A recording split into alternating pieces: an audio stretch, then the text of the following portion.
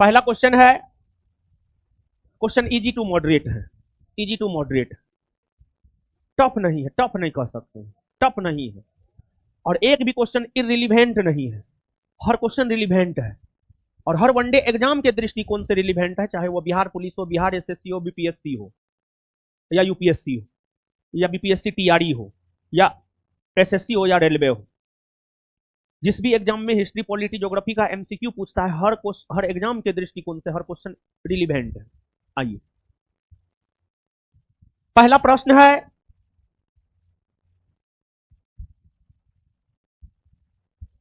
सिकंदर के सेनापति Seleucus Nicator और चंद्रगुप्त मौर्य के बीच युद्ध हुआ, इस युद्ध का वर्णन किस इतिहासकार ने किया है?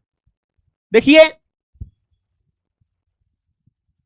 मौर्यों के शासन से पहले या मौर्य वंश की स्थापना के पहले, मौर्य वंश की स्थापना के पहले, मौर्य वंश की स्थापना 322 ईस्वी पूर्व में हुई है। मौर्य वंश की स्थापना के पहले भारत के ऊपर सिकंदर ने 326 ईस्वी पूर्व में आक्रमण किया। सिकंदर 19 माह तक भारत में रहा।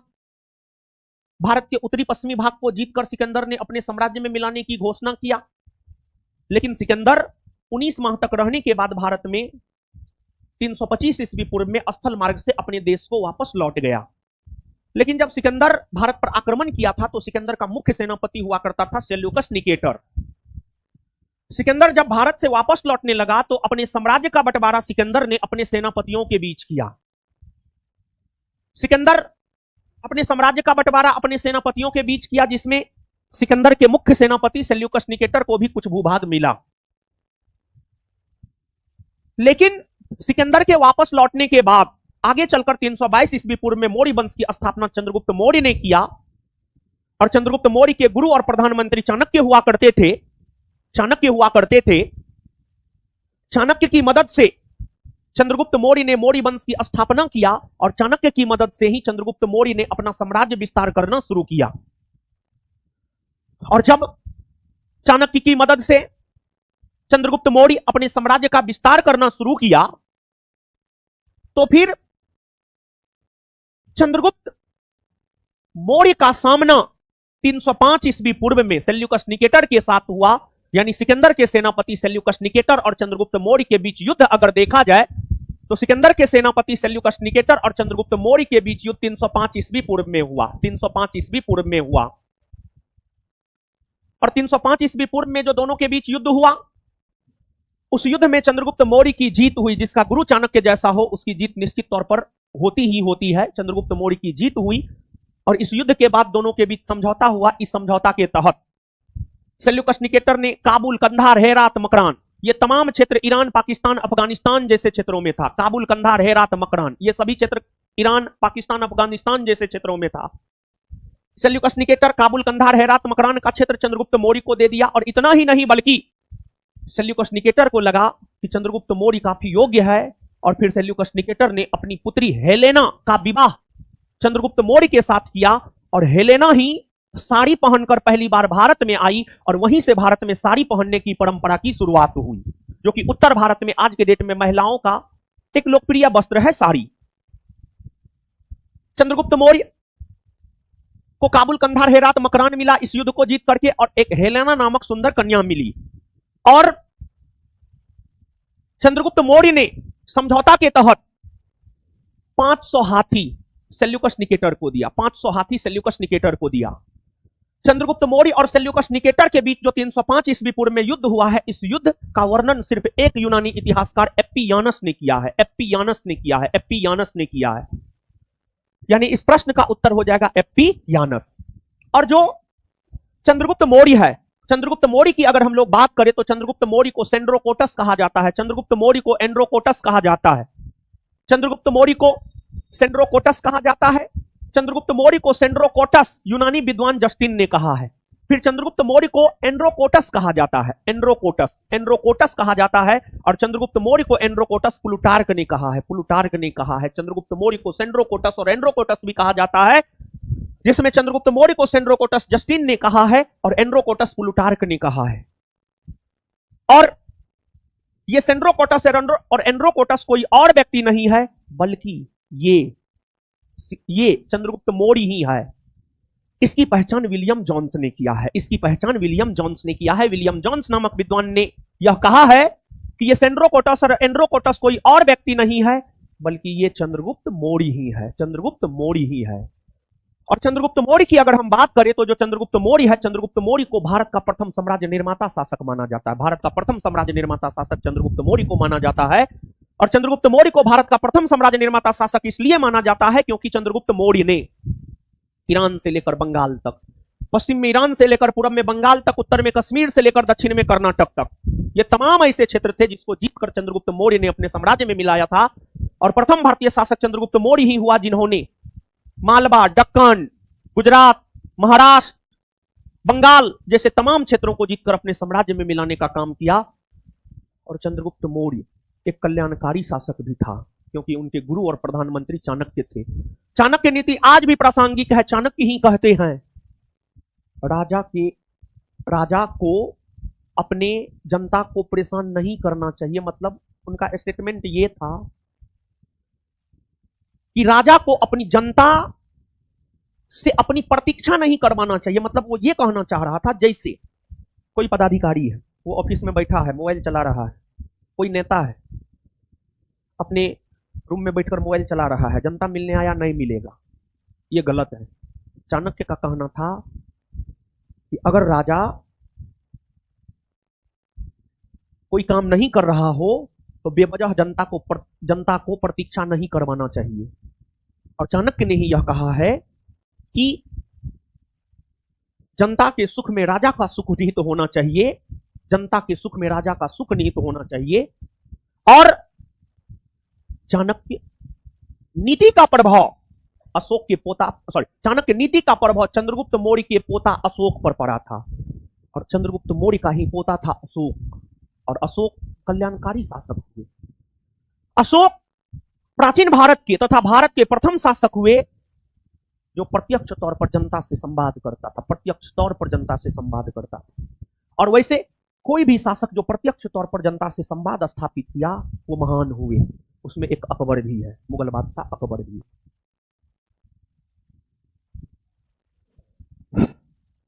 अगला प्रश्न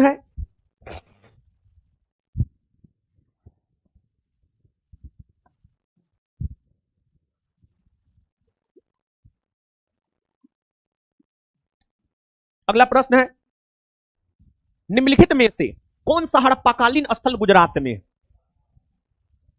देखिए हड़प्पाई स्थल, बहुत सारे हड़प्पाई स्थल हैं। हड़प्पाई स्थल में हड़प्पा, मोहनजोदड़ो, चनहुदरो, कोटदीजी, राखीगढ़ी, डाबरकोट, मुंडीघाट, सुरतोगोई, कालीबंगा, आलमगीरपुर, सुतका गेंडोर, ये सभी हड़प्पाई स्थल है। और ये सभी हड़प्पाई स्थल अगर हम लोग देखें तो कोई भारत में है, कोई पाकिस्तान में है, कोई अफगानिस्तान में है। तो इन हड़प्पाई स्थलों में कौन गुजरात में है? मतलब गुजरात भारत में है, गुजरात में है। लोथल, डाबरकोट, कालीबंगा, राखीगढ़ी ना, राखीगढ़ी हरियाणा में है, हरियाणा में। और भारत में स्थित सभी हड़प्पाई स्थलों में सबसे बड़ा हड़प्पाई स्थल है राखीगढ़ी। कौन है? राखीगढ़ी। कालीबंगा ना, कालीबंगा राजस्थान में है। कालीबंगा का शाब्दिक अर्थ होता काले रंग की चूड़ियां। डाबरकोट ना, डाबरकोट पाकिस्तान में है। कहां है? पाकिस्तान में। जब BCD नहीं होगा तो क्या होगा? ए। लोथल गुजरात में है। लोथल एक हड़प्पाई स्थल है जो कि गुजरात में है। और यह एक बंदरगाह नगर था। यहां से हड़प्पा सभ्यता का व्यापार मिस्र और मेसोपोटामिया की सभ्यता के साथ हुआ करता था। और हड़प्पा सभ्यता का सबसे बड़ा बंदरगाह नगर लोथल ही था। लोथल गुजरात में भोगवा नदी के तट पर था। इसकी खोज 1954 ईस्वी में SR राव ने किया था। SR राव ने किया था।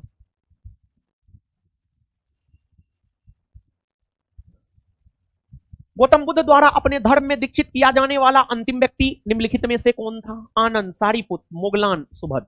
देखिए गौतम बुद्ध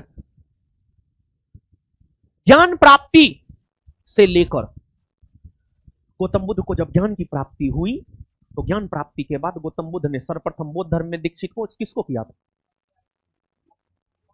मारेंगे, मुझे तोड़ देंगे हम। किसको किया था? जो 5 अनुयायी। बट सब एकदम गोबर गणेश हैं। अरे कोई तो बताओ, खड़ा होके बताइए। हैं? प्रथम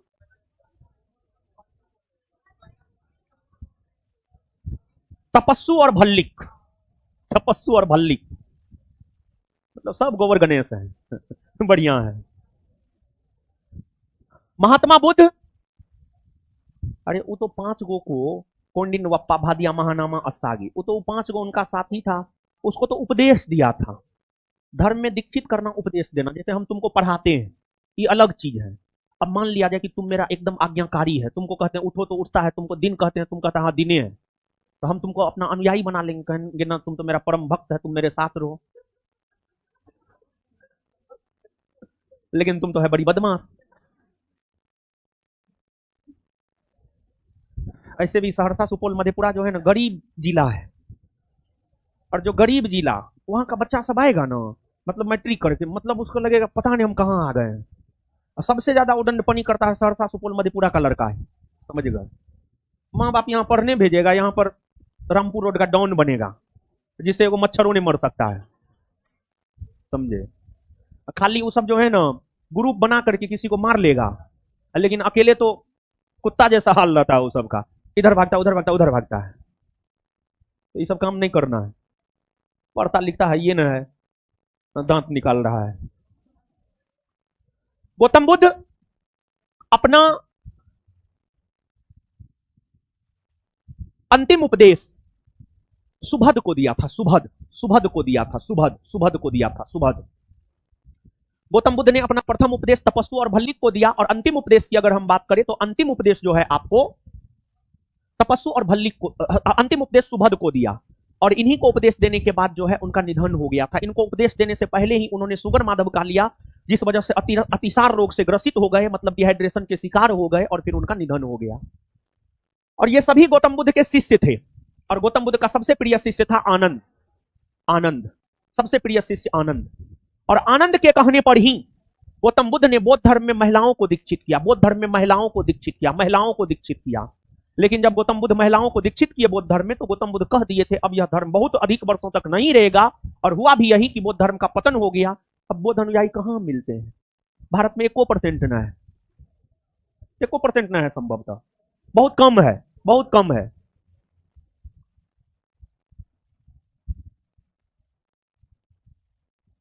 निम्नलिखित में से किस स्तूप के तोरण द्वार पर, यानी मुख्य द्वार पर, तोरण द्वार यानी मुख्य द्वार, स्तूप, स्तूप है तो उसका मुख्य द्वार होगा, जैसे क्लासरूम है तो इसका मुख्य द्वार है ना जी, मंदिर हो मस्जिद हो तो उसका मुख्य द्वार निश्चित तौर पर, तोरण, तोरण मतलब मुख्य तौर पर मुख्य द्वार।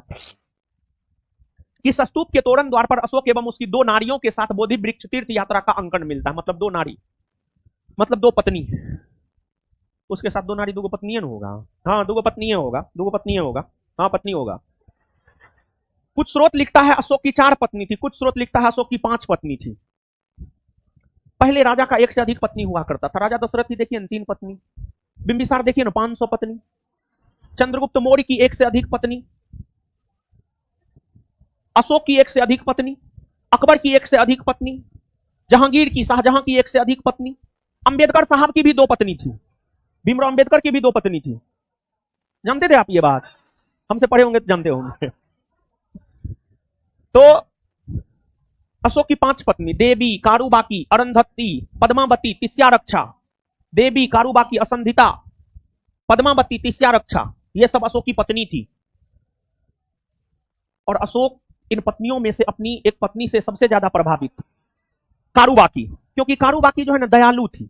महिला सामान्य तौर पर दयालु नहीं होती है, महिला सिर्फ अपने परिवार के लिए दयालु होती है। जैसे हमारी मां है तो हमारे लिए खूब दयालु, दूसरे के लिए ना है, समझे। दयालु मतलब होता है सबके लिए दया का भाव रखना, सबके लिए सहायता का भाव रखना, उसी को दयालु कहा जाता है, और होना चाहिए ऐसा, समझ गए।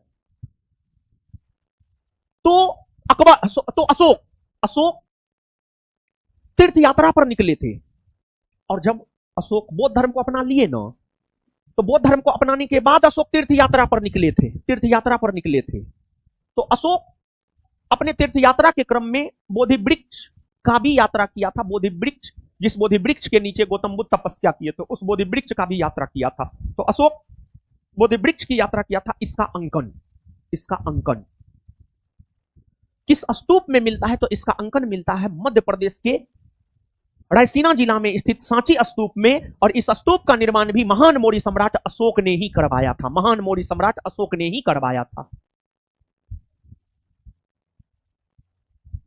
निम्नलिखित में से कौन कनिष्क प्रथम के दरबार में नहीं गया था? कनिष्क प्रथम या कनिष्क बात बराबर है। प्राचीन काल में भारत के ऊपर हिंद यूनानी शक पहलव कुषाण आक्रमण हुआ। कुषाणों ने भारत पर आक्रमण किया, भारत को जीता, भारत पर शासन किया।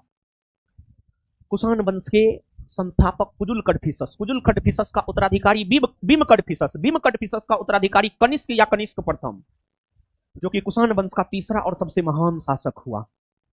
कनिष्क प्रथम के दरबार में कई सारे विद्वान रहते थे। वसुमित्र, अश्वघोष, पार्षद, चरक, ये सभी कनिष्क के दरबार में रहते थे। ये सभी कनिष्क के दरबारी थे। लेकिन इस ऑप्शन के अकॉर्डिंग अगर देखा जाए, विशाख दत्त कनिष्क के दरबारी नहीं थे, कनिष्क के दरबार में नहीं गए थे, बल्कि विशाख दत्त गुप्तकालीन नाटककार थे। गुप्त काल के नाटककार थे विशाख दत्त, जिन्होंने देवी चंद्रगुप्तम और मुद्रा राक्षस की रचना की है। किया है। और कनिष्क प्रथम या कनिष्क के समय में ही चतुर्थ बौद्ध सम्मेलन कश्मीर के कुंडल वन में हुआ था, जिसकी अध्यक्षता वसुमित्र ने किया था और जिसके उपाध्यक्ष बने थे अश्वघोष।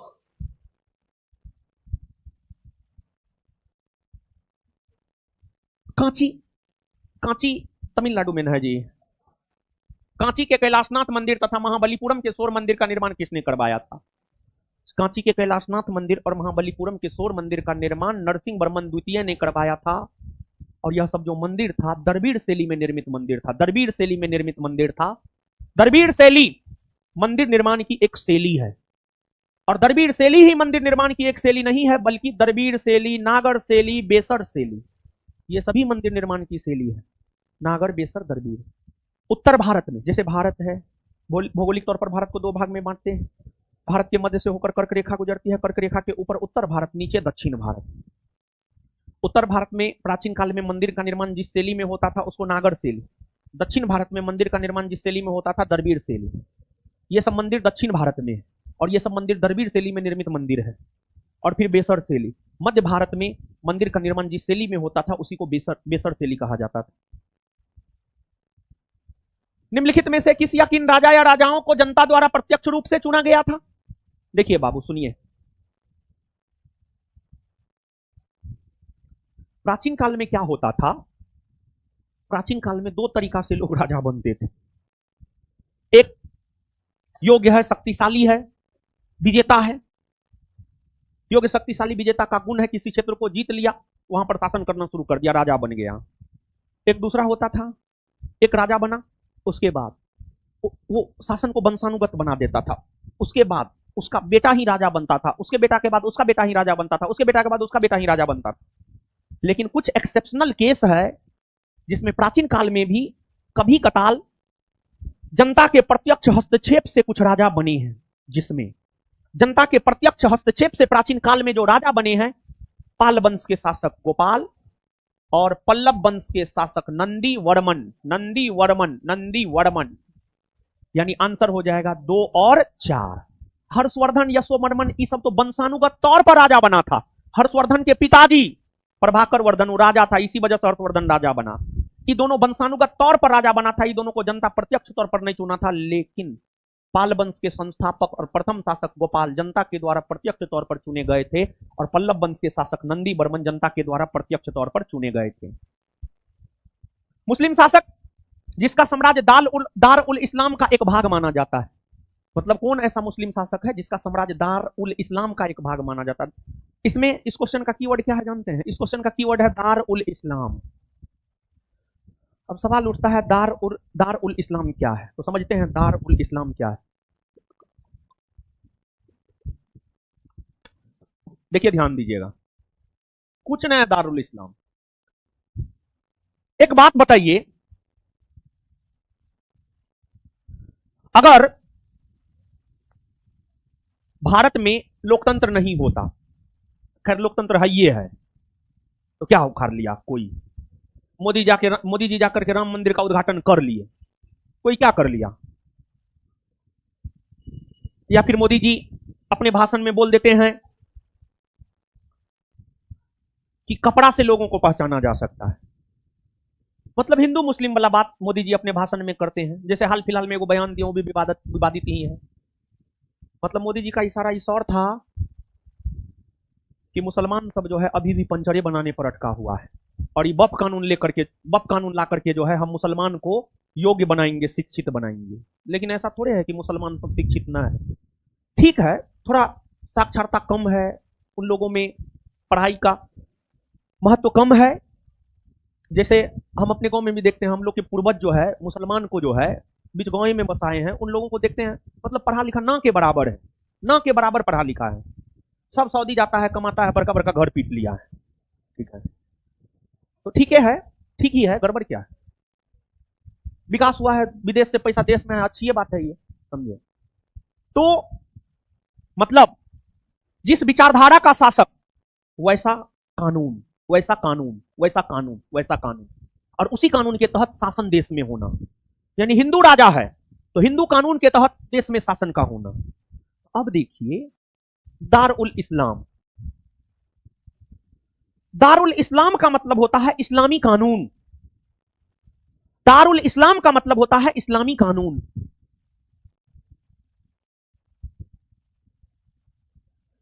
दारुल इस्लाम का मतलब होता है इस्लामी कानून, इस्लामी कानून, इस्लामी कानून, इस्लाम धर्म, मुस्लिम धर्म।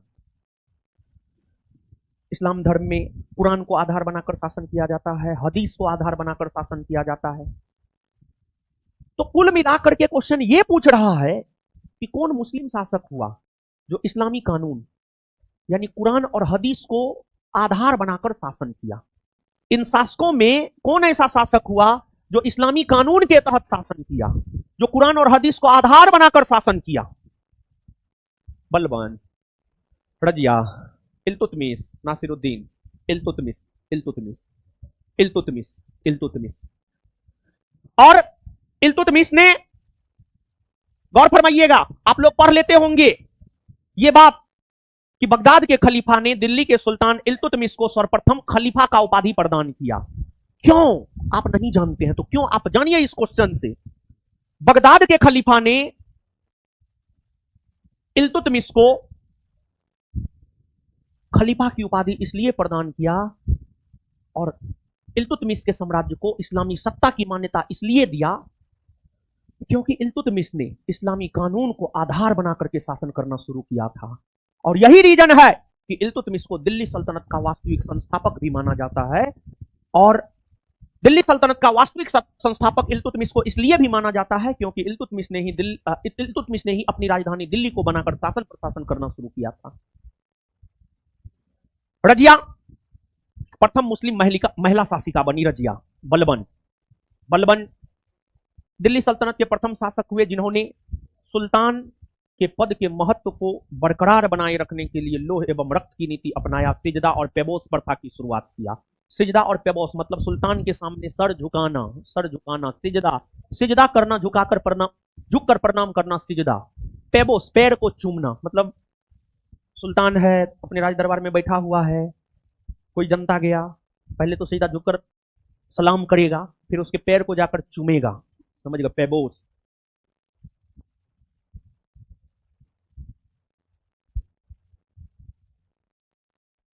इतिहासकार बर्नी ने दिल्ली के सुल्तानों के अधीन भारत के शासन को वास्तव में इस्लामी नहीं माना क्योंकि, देखिए ध्यान दीजिएगा, सुनिएगा, बर्नी मध्यकाल के इतिहासकारों में बर्नी का नाम अग्रिम पंक्ति में आता है। बर्नी ने कई सारे साहित्यों की रचना की है। तारीख फिरोज शाही बर्नी की रचना है। बर्नी का मानना था कि दिल्ली के सुल्तानों के अधीन भारत का जो शासन व्यवस्था है वह पूरी तरीका से इस्लामी नहीं है। बर्नी, इतिहासकार बर्नी का मानना था दिल्ली के अधीन सुल्तानों का जो भारत में शासन है वह पूरी तरीका से इस्लामी नहीं है। बर्नी ऐसा इसलिए मानता था क्योंकि दिल्ली सल्तनत के अधीन कुतुबुद्दीन ऐबक दिल्ली सल्तनत के अधीन कुतुबुद्दीन ऐबक से लेकर दिल्ली सल्तनत का मतलब 1206 ईस्वी से लेकर के 1526 ईस्वी, कुतुबुद्दीन ऐबक से लेकर के सिकंदर लोदी तक दिल्ली सल्तनत के जो सुल्तान बने, वे सुल्तान क्या करते थे? कुछ सुल्तान जो है इस्लामी कानून कुरान हदीस को आधार बनाकर शासन करता था, और कुछ सुल्तान क्या करता था? कुरान हदीस से इतर अपना दूसरा नियम कानून बनाकर के शासन करने लगता था। तो दिल्ली सल्तनत के अधीन कुतुबुद्दीन ऐबक से लेकर सिकंदर लोदी तक के सुल्तानों ने इस्लामी कानून से इतर अपना भी कानून बनाकर शासन करना शुरू कर दिया था। इसी वजह से बर्नी नामक इतिहासकार यह मानता है कि दिल्ली सल्तनत के अधीन सुल्तानों ने जो भारत में शासन किया वह इस्लामी शासन नहीं है। समझे हैं? आंसर क्या हो?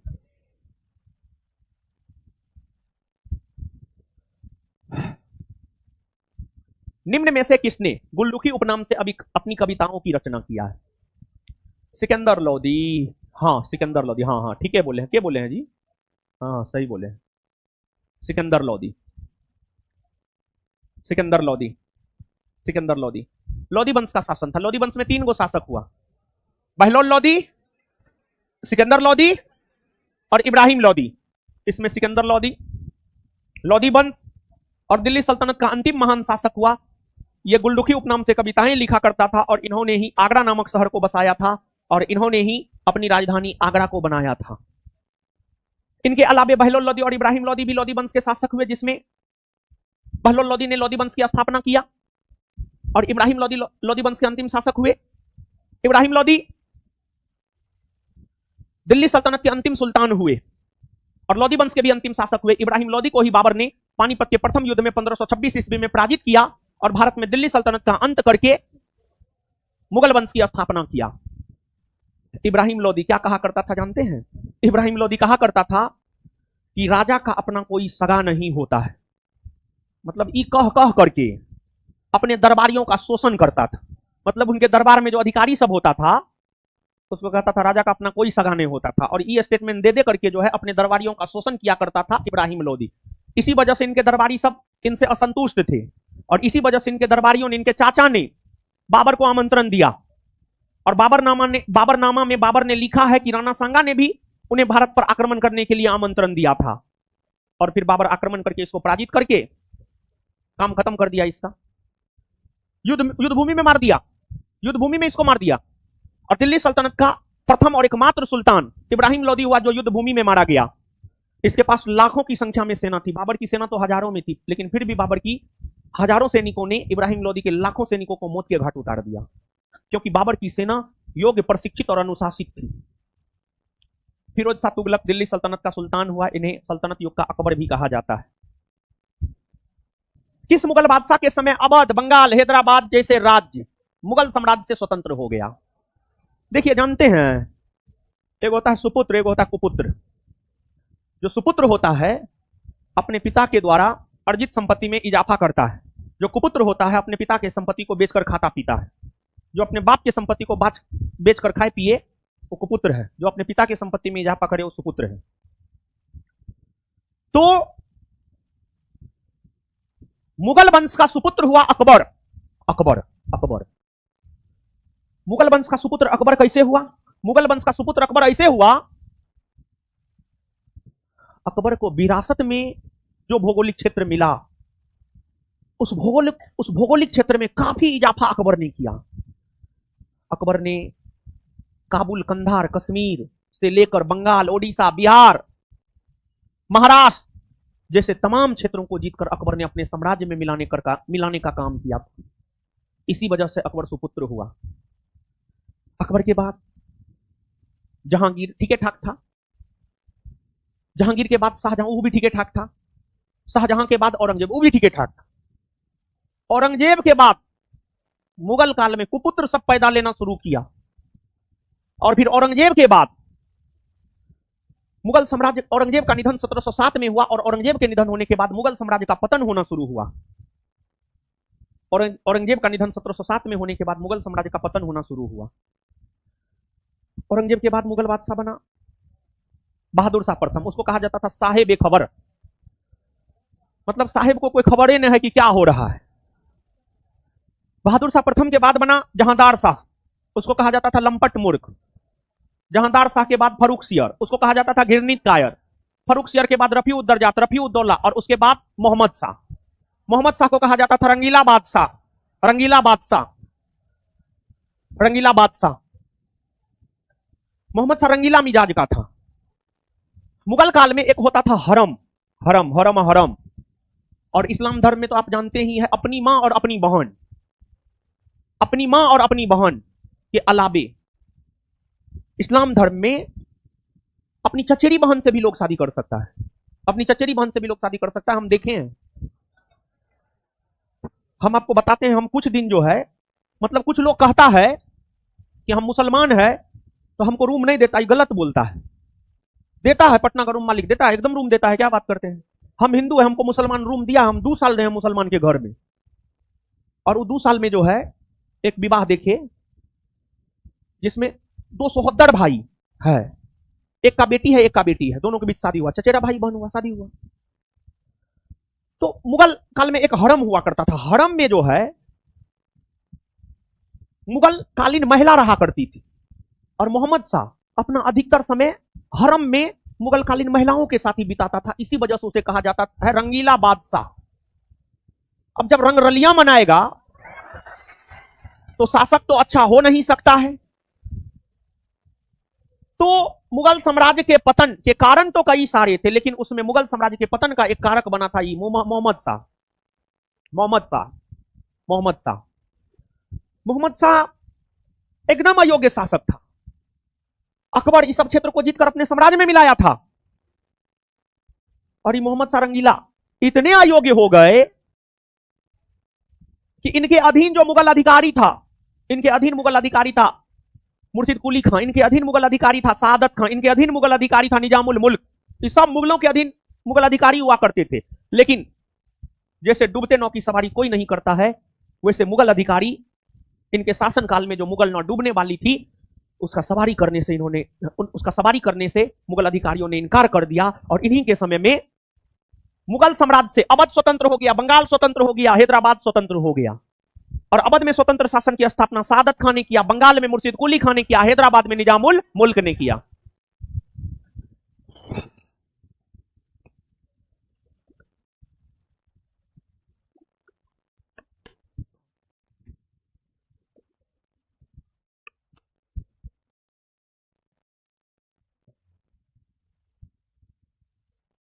सर्वप्रथम किस मुगल शासक ने ब्रिटिश के विरुद्ध संघर्ष किया था? देखिए, जानते हैं ब्रिटिश व्यापारी था। व्यापार करने हेतु ब्रिटिश ईस्ट इंडिया कंपनी की स्थापना 1600 ईस्वी में हुई। उस समय मुगल बादशाह अकबर था। कंपनी स्थापित अकबर के समय हुआ। कंपनी व्यापार करने के लिए जहांगीर के समय आया, जहांगीर के समय कंपनी व्यापार किया, शाहजहां के समय कंपनी व्यापार किया। लेकिन शाहजहां के बाद औरंगजेब के समय कंपनी थोड़ा सशक्त हो गया पहले की तुलना में। और जब ब्रिटिश ईस्ट इंडिया कंपनी या अंग्रेजी कंपनी पहले की तुलना में थोड़ा सशक्त हो गया, तब अंग्रेजी कंपनी औरंगजेब के समय थोड़ा हाथ पैर मारना शुरू किया। और औरंगजेब तो अपने क्रूर अत्याचारी शासक था। तो औरंगजेब ने देखा कि अंग्रेज जो है ज्यादा हाथ पैर मार रहा है। तो औरंगजेब के समय ही मुगल और अंग्रेजी ईस्ट इंडिया कंपनी के बीच संघर्ष की शुरुआत हो गई। और उस संघर्ष के वजह से औरंगजेब ने अल्प समय के लिए अंग्रेजों को भारत से बाहर करने की भी घोषणा कर दिया।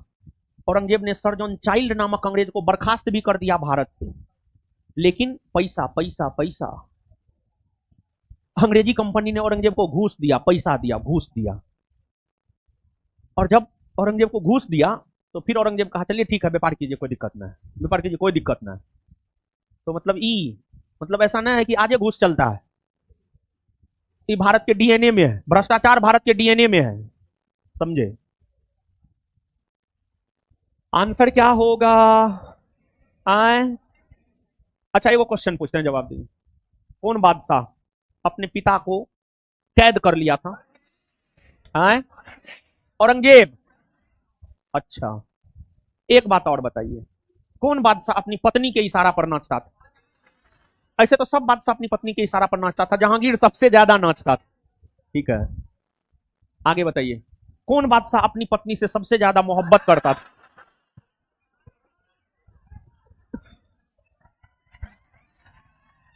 शाहजहां। बताइए, शाहजहां ऐसा काम किया कि कभी शाहजहां को आप नहीं भूल सकते। ताजमहल खत्म होने वाला है जी, अब ताजमहल को योगी आदित्यनाथ तेजू महल बना दे तब तो ठीक है। लेकिन शाहजहां जानते हैं सच में, मतलब शाहजहां की भी कई सारी पत्नियां थी, ठीक है, लेकिन शाहजहां की सबसे सबसे प्रिय पत्नी थी मुमताज महल। आपको पता है जब मुमताज महल मरी थी तो शाहजहां लगभग कई वर्षों तक एकांतावास में चले गए। कई दिन नहीं, कई वर्षों तक एकांतावास में चले गए, कई वर्षों तक, समझे, और कई वर्षों तक एकांतावास में चले गए थे। और उस एकांतावास में शाहजहां की सेवा उसकी बड़ी बेटी जहां आरा कर रही थी, जहां आरा कर रही थी। और जहां आरा शाहजहां का सेवा की तो शाहजहां अपना सब संपत्ति जहां आरा के नाम से लिख दिया। जहां आरा मुगल कालीन महिलाओं में सबसे धनी महिला थी। और जब अंग्रेज आया ना तो अंग्रेज देखा जहां आरा बड़ी संपन्न महिला है, तो इसको संपत्ति कहां से मिला है? तो इसको संपत्ति मिला अपने पिता शाहजहां से। तो अंग्रेज जो है भारतीय इतिहास को गलत तरीका से प्रस्तुत किया और अंग्रेजों ने, अंग्रेज इतिहासकारों ने यहां तक आरोप लगाया है कि शाहजहां का उसकी अपनी बेटी जहां आरा के साथ नाजायज संबंध था, जो कि बेबुनियाद आरोप है, समझ गए। तो इतिहास में जो है सब कुछ बाबू सही नहीं है, क्योंकि भारत के इतिहास को सबसे पहले अंग्रेजों ने लिखा था। अंग्रेजों ने भारतीयों को नीचा दिखाने का काम किया है। अंग्रेज कहा करता था भारतीयों को, हमको ईश्वर भेजा, ईश्वर, क्योंकि भारत के लोग ईश्वर में ज्यादा विश्वास करता था। तो अंग्रेज कहा करता था हमको ईश्वर भेजा, ईश्वर, आपको सभ्य बनाने के लिए। ठीक है, ये नहीं कह रहा था कि हमको, हम तो व्यापारी, हमको चाहिए पैसा पैसा पैसा। निम्नलिखित में से कौन सी एक पुस्तक मुगल शाही परिवार की एक महिला द्वारा लिखी गई? हुमायूं नामा। कौन लिखा था? गुलबदन। गुलबदन बेगम कौन थी? हुमायूं की बेटी या बहन? गुलबदन बेगम बाबर की बेटी, हुमायूं की बहन, अकबर की फूआ। और अकबर के कहने पर गुलबदन बेगम ने हुमायूं नामा लिखी है, जिस हुमायूं नामा से हमें हुमायूं के शासनकाल के विषय में विस्तार पूर्वक जानकारी प्राप्त होती है। बाबर नामा बाबर ने लिखा है, अकबर नामा अबुल फजल ने लिखा है। बादशाह नामा कौन लिखा है? अब्दुल हामिद लाहौरी। गलत है, बताइए। नहीं बताइएगा अगले टेस्ट में क्वेश्चन दे देंगे, मत बताइए। बादशाह नामा एगो पादशाह नामा, इसमें बड़ी कंफ्यूजन होता है। अगले टेस्ट में बादशाह नामा पादशाह नामा देंगे, इसी बहाने तुम लोग देख करके आना थोड़ा सा, अगले टेस्ट में देंगे क्वेश्चन। ब्रिटिश जनरल जिसने हैदर अली को पोर्टो नोवा के युद्ध में पराजित किया था, कौन था? सर आयर। देखिए हैदर अली, गौर कीजिएगा, हैदर अली मैसूर में 18वीं सदी में एक स्वतंत्र राज्य की स्थापना हैदर अली ने किया था। और हैदर अली ही प्रथम भारतीय हुआ जिन्होंने अंग्रेजों को युद्ध में पराजित किया, जिसने अंग्रेजों को युद्ध में पराजित किया। हैदर अली ने प्रथम आंग्ल मैसूर युद्ध के दौरान अंग्रेजों को युद्ध में पराजित किया। प्रथम आंग्ल मैसूर युद्ध 1767 से 1769 ईस्वी के बीच हुआ। फिर आगे चलकर हैदर अली और अंग्रेजी ईस्ट इंडिया कंपनी के बीच 1780 से 1784 ईस्वी के दौरान द्वितीय आंग्ल मैसूर युद्ध हुआ। और उस द्वितीय आंग्ल मैसूर युद्ध के दौरान ही 1782 ईस्वी में हैदर अली मारा गया। और उसके बाद उसका बेटा टीपू सुल्तान उस युद्ध को आगे जारी रखा। लेकिन द्वितीय आंग्ल मैसूर युद्ध जो 1780 से 1784 ईस्वी के दौरान हुए, इस दौरान ही 1781 ईस्वी में पोर्टो नोवा का युद्ध हैदर अली और सर आयरकुट के बीच हुआ। हैदर अली और ब्रिटिश जनरल सर आयरकुट के बीच हुआ, ब्रिटिश सेनापति सर आयरकुट के बीच हुआ। और सर आयरकुट ने ही पोर्टो नोवा के युद्ध में ब्रिटिश जनरल को, सर आयरकुट ने ही पोर्टो नोवा के युद्ध में हैदर अली को पराजित किया। इनमें से वह प्रथम नेता कौन था जिसने भारत में मजदूर आंदोलन को संगठित किया? भारत में मजदूर आंदोलन, मजदूर आंदोलन, देखिए किसानों का नेता कौन कौन हुए? सहजानंद सरस्वती और विद्यानंद, स्वामी विद्यानंद, सहजानंद सरस्वती, ये सब किसानों के नेता हुए। वैसे ही मजदूरों के नेता हुआ करते थे एनएम लोखंडे। उन्होंने ही मजदूर आंदोलन को भारत में संगठित करने का काम किया था, एनएम लोखंडे।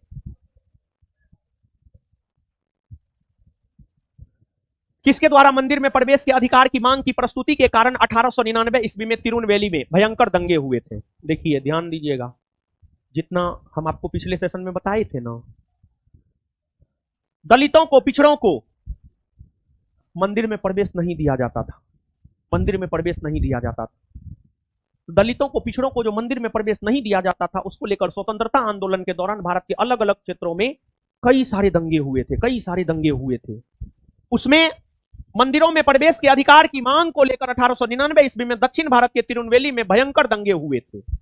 यह मांग नडार जाति के लोगों ने किया था। नडार जाति एक अस्पृश्य जाति हुआ करती थी, नडार, इस जाति के लोगों ने ही मंदिर में प्रवेश को लेकर के मांग किया था, जिस वजह से दंगा भड़क गया था 1899 ईस्वी में। नडार, नडार किस संधि के तहत अंग्रेजों को कलकत्ता का किलाबंदी करने का अधिकार मिला? देखिए, अंग्रेज व्यापारी था, व्यापार किया, धीरे धीरे भारत में अपनी स्थिति मजबूत किया, तो फिर अंग्रेज अपने व्यापारिक कारखाना जहां स्थापित किए थे, उसको सुरक्षा प्रदान करने को लेकर के उसका किलाबंदी करना शुरू कर दिया था अंग्रेज। उसी क्रम में अंग्रेजों ने कलकत्ता का किलाबंदी करना शुरू किया। अंग्रेजों ने जब पहली बार कलकत्ता का किलाबंदी करना शुरू किया था, तो उस समय बंगाल के नवाब थे अलीवर्दी खां। अलीवर्दी खां ने अंग्रेजों को कलकत्ता का किलाबंदी करने से मना कर दिया, और अलीवर्दी खां इतने शक्तिशाली थे कि अंग्रेज मान भी गया। लेकिन अलीवर्दी खां के बाद अलीवर्दी खां का उत्तराधिकारी बना सिराजुद्दौला। सिराजुद्दौला योग्य था, लेकिन सिराजुद्दौला के परिवार में आपसी एकता की कमी थी, उसी का फायदा अंग्रेजों ने उठाया, और फिर अंग्रेजों ने सिराजुद्दौला के समय कलकत्ता का किलाबंदी करना शुरू किया, और सिराजुद्दौला ने ही अंग्रेजों को कलकत्ता का किलाबंदी करने का अधिकार दिया, और सिराजुद्दौला ने अंग्रेजों को कलकत्ता का किलाबंदी करने का अधिकार अलीनगर की संधि के तहत दिया। अलीनगर की संधि के तहत, अलीनगर की संधि 9 फरवरी 1757 को हुआ। यह संधि अंग्रेजी ईस्ट इंडिया कंपनी और बंगाल के नवाब सिराजुद्दौला के बीच हुआ। इसी संधि के तहत सिराजुद्दौला ने अंग्रेजी कंपनी को कलकत्ता का किलाबंदी करने का अधिकार दिया। बिहार एसआई में यह क्वेश्चन पूछा है, अलीनगर की संधि किसके किसके बीच हुआ है? अलीनगर की संधि हुई है सिराजुद्दौला और अंग्रेजी कंपनी। इलाहाबाद की संधि आप सब लोग जानते हैं, 22 अक्टूबर 1764 को बक्सर का युद्ध हुआ। 22 अक्टूबर 1764 को बक्सर का युद्ध हुआ। बक्सर के युद्ध की समाप्ति ही इलाहाबाद की संधि के तहत हुई है, और इलाहाबाद की संधि 1765 में हुई है। और इलाहाबाद की संधि रॉबर्ट क्लाइव और भारतीय शासक में मुगल बादशाह शाह आलम द्वितीय और अवध के नवाब शुजाउद्दौला के बीच हुआ है। और इलाहाबाद की संधि के तहत ही अंग्रेजी ईस्ट इंडिया कंपनी को बिहार, बंगाल, उड़ीसा के क्षेत्र में दीवानी अधिकार अर्थात कर वसूलने का अधिकार मिला। और जब दीवानी अधिकार मिला अंग्रेजी कंपनी को, तो फिर अंग्रेजी कंपनी सबसे पहले खासी जनजाति के संपर्क में आया। पेरिस की संधि, पेरिस की संधि 1763 में हुई है। यूरोप महादेश में 1756 से 1763 के बीच में इंग्लैंड और फ्रांस के बीच सप्तवर्षीय युद्ध हुआ, और उस सप्तवर्षीय युद्ध का ही विस्तार था तृतीय कर्नाटक युद्ध। जो तृतीय कर्नाटक युद्ध भारत में ब्रिटिश ईस्ट इंडिया कंपनी और फ्रांसीसी ईस्ट इंडिया कंपनी के बीच हुआ, उस तृतीय कर्नाटक युद्ध की समाप्ति पेरिस की संधि के तहत हुई है। और यूरोप महादेश में होने वाले जो सप्तवर्षीय युद्ध था, जो इंग्लैंड और फ्रांस के बीच 1756 से 1763 के बीच में हुआ है, उसकी भी समाप्ति 1763 ईस्वी में हुए पेरिस की संधि के तहत हुआ है। जानते हैं, क्वेश्चन को लेकर बड़ी विवाद है, बहुत विवाद है। क्वेश्चन आसान है, विवाद बड़ा है, कोई बात ना है, समझाते हैं मामला क्या है। भारतीय राष्ट्रीय कांग्रेस को किसने भीख मांगने वाली संस्था कहा? जानते हैं, जब कांग्रेस 1885 में स्थापित हुआ था ना, तो कांग्रेस के सम्मेलन में नारा लगता था, ब्रिटेन की महारानी की जय, ब्रिटेन की महारानी की जय। और कांग्रेस की स्थापना इसलिए हुई थी ताकि कांग्रेस भारतीयों को ब्रिटिश से राजनीतिक अधिकार दिला सके, अंग्रेजों से राजनीतिक अधिकार भारतीयों को दिला सके। इसी वजह से कांग्रेस की स्थापना हुई, इसी वजह से कांग्रेस की स्थापना हुई। कांग्रेस शुरुआती दौर में अंग्रेजों को कहता था, ये बात मान न लीजिए, आप ये अधिकार हमको दे न दीजिए। अनुनय, विनय, प्रार्थना, याचना करता था, मतलब हाथ गोर पकड़ करके बात मनवाना, हाथ गोर पकड़ करके बात मनवाना। मतलब कुछ भी करके बात मनवाना, मतलब अच्छे से रिक्वेस्ट करके बात मनवाना। कांग्रेस की इस नीतियों को देखते हुए ही कांग्रेस को भीख मांगने वाली संस्था अरविंद घोष ने कहा है। लेकिन आगे सुनिए, उत्तर प्रदेश के लोअर स्तर पर कोई एग्जाम हुआ है, उसमें यह क्वेश्चन पूछा है, उसमें उत्तर दिया है बोर्ड ने बाल गंगाधर तिलक। फिर एक क्रॉनिकल अच्छा पब्लिकेशन है, उसने भी आंसर दिया है बाल गंगाधर तिलक। अब स्थिति विकट है, क्या कहा जाए। देखिए, कांग्रेस को लेकर अरविंद घोष ने इसे भीख मांगने वाली संस्था कहा है, लेकिन तिलक ने यह कहा है कांग्रेस को लेकर, कांग्रेस को भीख मांगने और अब अपना अधिकार जतलाने में अंतर स्पष्ट करना चाहिए। कांग्रेस को भीख मांगने और अपना अधिकार जतलाने में अंतर स्पष्ट करना चाहिए। मतलब एक प्रकार से तिलक साहब भी यही कहना चाह रहे थे कि कांग्रेस भीखे मांगने वाली संस्था है। लेकिन तिलक साहब का एकदम जो स्टेटमेंट था, कांग्रेस को भीख मांगने और अधिकार जतलाने में अंतर स्पष्ट करना चाहिए, और अरविंद घोष सीधे तौर पर कहा भीख मांगने वाली संस्था है। तो मेरे अकॉर्डिंग अगर आप जाइएगा तो इसका उत्तर अरविंद घोष ज्यादा अप्रोप्रिएट में सही है। ऐसे हम सब डिस्कशन बोल दिए, ऑप्शन के अकॉर्डिंग जो मारना होगा मारिएगा आप। अब देखिए तिलक साहब क्या कहना चाहते थे जानते हैं? जैसे देखिए, सुनिए, जैसे एक एग्जांपल दे रहे हैं,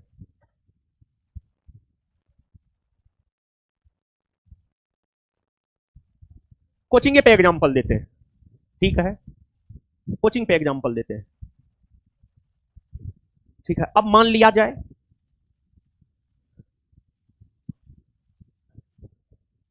कौन चीज पे एग्जांपल, हम तो चाहते हैं बीपीएससी पे एग्जांपल दें।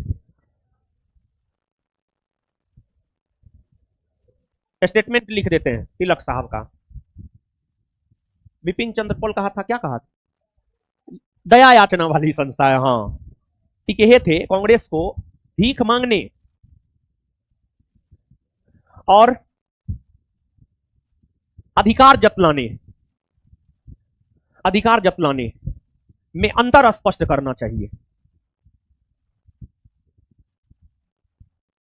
भीख मांगना अलग चीज है, अधिकार जतलाना अलग चीज है। जैसे एक एग्जांपल सुनिए, जैसे आप 200 रुपया का रसीद कटवाए 1 महीना 20 टेस्ट देने के लिए, ठीक है, आप रसीद कटवा लिए, हम आपको टेस्ट नहीं करवा रहे हैं, तो आप अधिकार से कह सकते हैं, लेकिन कहने का तरीका सही है। आप अधिकार से कह सकते हैं कि सर आप मेरा 200 रुपया ले लिए हैं, आप टेस्ट करवाइए, हमको 20 को टेस्ट जरूर करवाइए। ये अधिकार हुआ, ये अधिकार हुआ। लेकिन मान लिया जाए कि बीपीएससी आंदोलन में धांधली हो गया, ठीक है, अब धांधली हुआ बीपीएससी आंदोलन में, केस उस हुआ, कोर्ट में केस गया। अब हम कह दिए आपको कि हमारे पास सबूत है, आप कहिएगा आपके पास सबूत है तो आप कोर्ट में सबूत दीजिए। हम कहेंगे मेरा मन हम नहीं देंगे, हम कहेंगे मेरा मन हम नहीं देंगे, क्योंकि हम स्वयं चाहते हैं कि एग्जाम कैंसिल नहीं हो, क्योंकि उस धांधली में हम भी है 100 करोड़ 1000 करोड़ में। तो उस कंडीशन में आप कुछ नहीं कर सकते। ज्यादा से ज्यादा विद्यार्थी आप हमसे मिलकर के हाथ को पकड़िएगा, नहीं सर मेरे भविष्य का सवाल है, दे दीजिए आप सबूत, एकदम दे दीजिए सबूत आप सर। हाथ को पकड़ के भीख मांगिएगा, मन होगा देने का देंगे, नहीं मन होगा नहीं देंगे, समझे बात को। तो ये हाथ को पकड़ के अपनी मांग को मनमाना, देने का मन होगा देंगे। अंग्रेज शक्तिशाली था, नहीं देने का मन होता था नहीं देता था, देने का मन होता था देता था।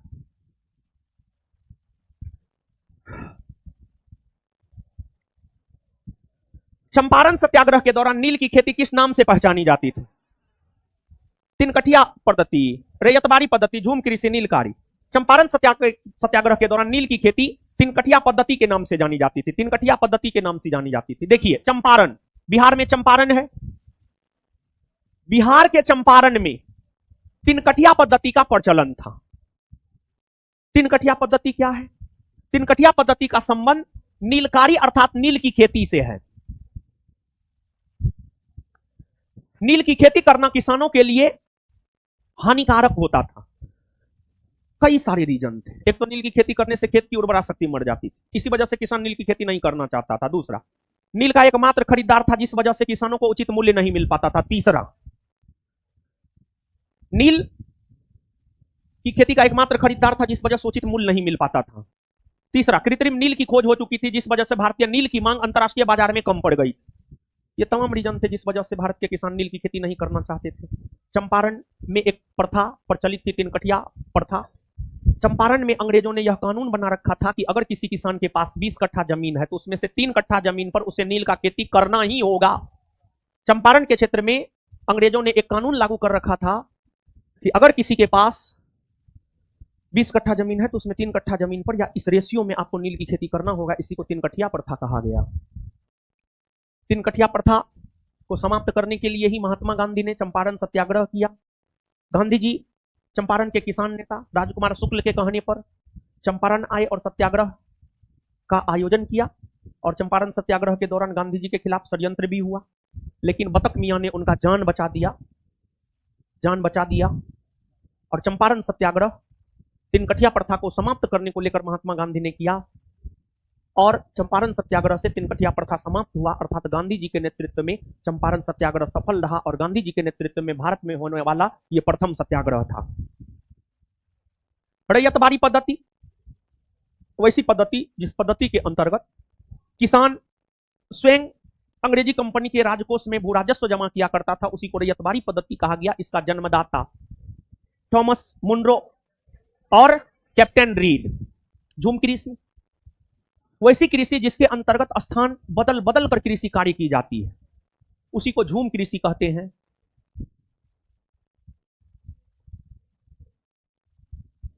निम्नलिखित में से किसने गांधी इरविन समझौता में महात्मा गांधी के लाभ को संतावना पुरस्कार कहा था? देखिए, ध्यान दीजिएगा। महात्मा गांधी और लॉर्ड इरविन के बीच 5 मार्च 1931 को समझौता हुआ था। महात्मा गांधी और इरविन के बीच 1931 के समय भारत के वायसराय थे इरविन, भारत के कांग्रेस के नेता गांधी जी और भारतीय वायसराय इरविन के बीच 5 मार्च 1931 को समझौता हुआ, जिसे गांधी इरविन समझौता कहते हैं। देखिए, गांधी जी 12 मार्च 1930 को सविनय अवज्ञा आंदोलन की शुरुआत की है। गांधी जी जो सविनय अवज्ञा आंदोलन की शुरुआत की है, उस आंदोलन में गांधी जी ने आम जनता से यह आह्वान किया कि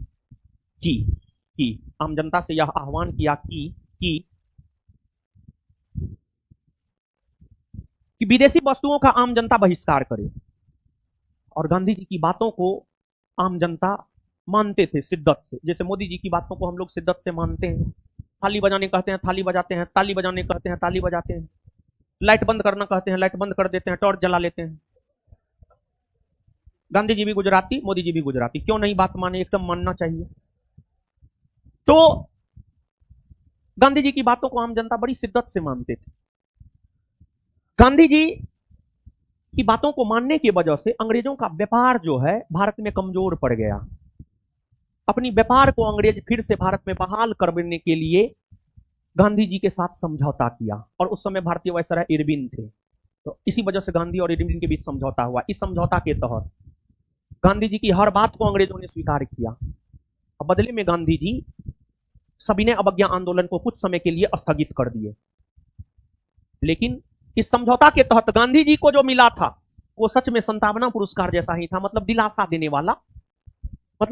वाला, मतलब संतावना देने वाला। जैसे मान लिया जाए लड़की है, इसको आता जाता कुछ न है, मान लिया जाए, हम कहेंगे नहीं तुम टॉपर हो, तुम कर सकते हो, तुम में एनर्जी है। तो मतलब झूठी दिलासा देना, संतावना। ठीक है, ऐसे आप अच्छी हैं, बहुत अच्छी हैं आप पढ़ने में। एक एग्जांपल दिए हम, मतलब जैसे मोटिवेटर सब जो है, कुछ टीचर आजकल मोटिवेटर भी है, मतलब एकदम बोलेगा तुम ही कर सकता, वो जानता है इससे कुछ नहीं होगा। जैसे हम इसको कह देंगे कि तुम नहीं कर सकता, तुमसे नहीं होगा, वैसे ही कहेगा मास्टर डिमोटिवेट कर दिया हमको। तो मास्टरों क्यों आपको डिमोटिवेट करे? एकदम आप लोग फुल के फुलौड़ी रहिए, आप ही सब कुछ कर सकते हैं। तो मतलब झूठी दिलासा। तो एक विद्वान हुआ करते थे एलन कैंपबेल जॉनसन, इन्होंने ही गांधी इरविन समझौता के तहत गांधी जी को जो मिला, गांधी जी की बातों को जो माना गया, उसे संतावना पुरस्कार की संज्ञा दिया है। और सच में गांधी इरविन समझौता से भारत में बहुत बड़ा आमूलचूल परिवर्तन थोड़े हुआ, नहीं हुआ।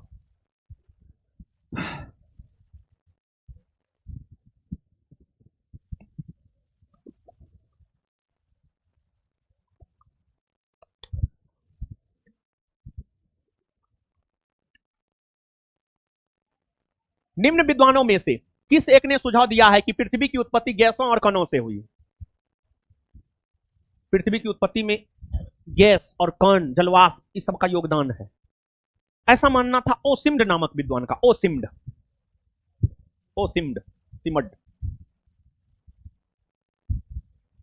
इंटरट्रॉपिकल कन्वर्जेंस जोन, एक निम्न वायुदाब पेटी स्थित है। देखिए बाबू, एक बात आप समझिएगा। देखिए पृथ्वी को लगभग आप गोलाकार मान सकते हैं। पृथ्वी, संपूर्ण पृथ्वी को 179 अक्षांश और 360 देशांतर रेखा में बांटा गया है। 179 अक्षांश रेखाओं में एक अक्षांश रेखा होता है 0 डिग्री अक्षांश रेखा। 0 डिग्री अक्षांश रेखा को ही हम लोग विषुवत रेखा या भूमध्य रेखा कहते हैं। विषुवत रेखा या भूमध्य रेखा कहते हैं, या अंग्रेजी में इक्वेटर कहते हैं। अंग्रेजी में इक्वेटर कहते हैं। पृथ्वी एक ग्रह है जिसको उष्मा और प्रकाश की प्राप्ति सूर्य से होती है।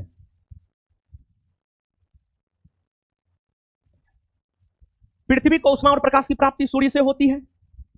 सूर्य की प्रकाश लगभग सालों भर भूमध्य रेखा, विषुवत रेखा या 0 डिग्री अक्षांश रेखा पर सीधी पड़ती है, जिस वजह से यहां गर्मी अधिक होता है। और जहां गर्मी अधिक वहां लो प्रेशर बेल्ट, जहां ठंडा अधिक वहां हाई प्रेशर बेल्ट। विषुवत रेखीय क्षेत्र में या भूमध्य रेखीय क्षेत्र में गर्मी अधिक होने के कारण यहां लो प्रेशर बेल्ट पाया जाता है। गर्मी अधिक होने के कारण भूमध्य रेखा पर जो लो प्रेशर बेल्ट पाया जाता है, इसी को इंटरट्रॉपिकल कन्वर्जेंस जोन कहते हैं। इसी को इंटरट्रॉपिकल कन्वर्जेंस जोन कहते हैं। और यह जो ITCZ है, यह दोलित होता है। दोलित होता है मतलब यह आगे पीछे होता है।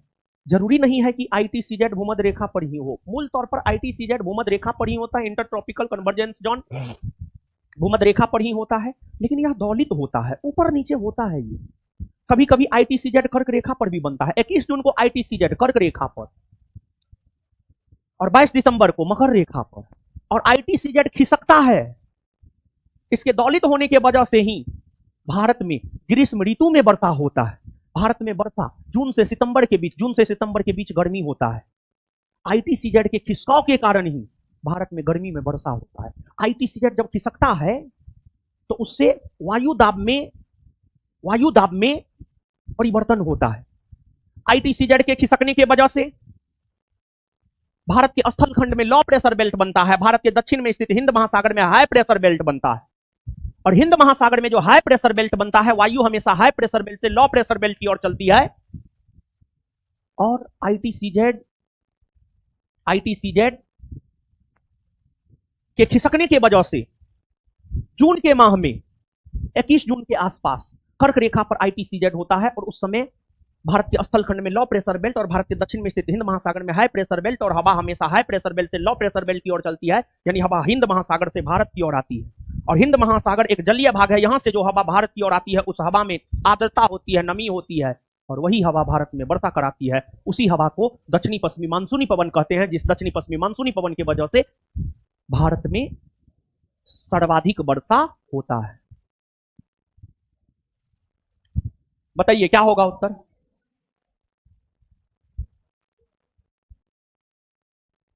भूमध्य रेखा पर। निम्नलिखित में से कौन सी एक महासागरीय धारा लेब्राडोर धारा से मिलती है? फ्लोरिडा। देखिए ध्यान दीजिएगा, जल धारा, सुनिए हीरो सब, जल धारा जैसे अटलांटिक महासागर है। अटलांटिक महासागर में मतलब जलीय भाग, अटलांटिक महासागर में मान लिया जल का कुछ भाग इस दिशा में ऐसे बह रही है, ऐसे बह रही है। कहने का मतलब यह ऐसे बह रही है, मतलब सागर या महासागर में एक निश्चित स्थान से एक निश्चित दिशा में जो जल की धारा प्रवाहित होती है, उसी को जलधारा कहते हैं। एक बार फिर से बोल रहे हैं, देखिए बतिया रही है तो मारेंगे एक झापड़, मुंह लाल हो जाएगा। लड़की लोग में, तू लोग बतियाने का आदत यार कहां से है? बताइए, उधर भी इधर भी, मतलब सब काहे आते हैं? 200 रुपया काटता है, ऐसे हमको दे दीजिएगा, ठीक है? पर महीना जो है 1 तारीख को आके 200 रुपया दे दिया, चल जाइएगा, अब बतियाइएगा, उसी से सब कुछ हो जाएगा, ठीक है? वो क्वेश्चन वो लिए हैं, इतना एनर्जी वेस्ट हो रहा है आप पे। अजीब हाल, छोड़िए, अब नहीं बताएं। लेते रहिए जलधारा। फ्लोरिडा, अच्छा बता दे। अब एक के कारण जो है सब बर्बाद हो जाए, ठीक नहीं ना। चलिए सुनिए, सागरीय या महासागरीय भाग में निश्चित स्थान, एक निश्चित स्थान से निश्चित दिशा की ओर बहने वाली जल की धारा को जलधारा कहते हैं। जलधारा दो प्रकार का होता है, गर्म और ठंडी। विषुवत रेखा से ध्रुव की ओर जो जलधारा चलती है गर्म, और ध्रुव से विषुवत रेखा की ओर जो चलती है ठंडी। अब देखिए, क्यूडाइल, हम्बोल्ट, पेरू, एल्निनो, पूर्वी ऑस्ट्रेलियाई धारा, ये सभी प्रशांत महासागर की जलधारा है। मेडागास्कर, मोजाम्बिक, पश्चिमी ऑस्ट्रेलियाई धारा हिंद महासागर की जलधारा है। ब्राजील की धारा, फ्लोरिडा की धारा, गल्फ स्ट्रीम, लेब्राडोर, अटलांटिक महासागर की जलधारा है। ये अटलांटिक महासागर है। North America, south America, Europe, Africa के बीच में जो सागरीय भाग है ये अटलांटिक महासागर है। ये अटलांटिक महासागर है। अब आपको गल्फ ऑफ मेक्सिको से एक धारा की उत्पत्ति होती है जिसे हम लोग फ्लोरिडा की धारा कहते हैं। फ्लोरिडा की धारा, और यही फ्लोरिडा की धारा आगे चलकर के गल्फ स्ट्रीम कहलाती है। यही फ्लोरिडा की धारा आगे चलकर गल्फ स्ट्रीम कहलाती है। और ये सब धारा विषुवतरेखीय क्षेत्र से ध्रुव की ओर जा रही है, मतलब गर्म है। वहीं कनाडा के बेफिन की खाड़ी से एक धारा की उत्पत्ति होती है जिसे लेब्राडोर की धारा कहते हैं। लेब्राडोर की धारा कहते हैं। और जो लेब्राडोर की धारा है, लेब्राडोर की धारा कनाडा के पूरब में स्थित न्यूफाउंडलैंड द्वीप के समीप गल्फ स्ट्रीम से मिलती है, जिस गल्फ स्ट्रीम को पहले फ्लोरिडा की धारा के नाम से जाना जाता है। और ये लेब्राडोर की धारा ध्रुवीय क्षेत्र से विषुवत रेखा की ओर आ रही है, मतलब ये ठंडी जलधारा है। ठंडी जलधारा है। फ्लोरिडा जिसे आगे गल्फ स्ट्रीम कहते हैं, ये गर्म, लेब्राडोर ठंडी जलधारा है। जब गर्म और ठंडी जलधारा आपस में मिलती है तो घना कुहासा का निर्माण होता है। घना कुहासा का निर्माण होता है और वहां पर प्लैंकटन घास का सृजन होता है। प्लैंकटन घास मछली के लिए भोजन का काम करता है। प्लैंकटन घास मछली के लिए भोजन का काम करता है। और जहां पर प्लैंकटन घास ज्यादा होगा वहां मत्स्य उत्पादन ज्यादा होगा। न्यूफाउंडलैंड द्वीप के समीप प्लैंकटन घास है, वहां मत्स्य उत्पादन काफी ज्यादा होता है। समझ गए ना? रुकबा झील क्षेत्र तंजानिया, तंजानिया अफ्रीका महादेश में न है? हो है? कहां है जी तंजानिया? तंजानिया कहां है? केनिया के नीचे में। हाँ सही पकड़े, तंजानिया अफ्रीका महादेश का एक देश है तंजानिया। रुकबा झील क्षेत्र तंजानिया में है। रुकबा झील का नाम है, रुकबा झील तंजानिया में। किस खनिज उत्पादन के लिए प्रसिद्ध है? रुकबा झील क्षेत्र जो तंजानिया में है कोयला के लिए प्रसिद्ध है। कोयला जानते हैं? एक बात बताते हैं बाबू, सुनिए। झील क्षेत्र सामान्य तौर पर या तो लौह अयस्क या कोयला के लिए प्रसिद्ध होता है, तीसरा चौथा कुछ नहीं। लेकिन रुकबा झील क्षेत्र जो है कोयला के लिए प्रसिद्ध है। कोयला, कोयला।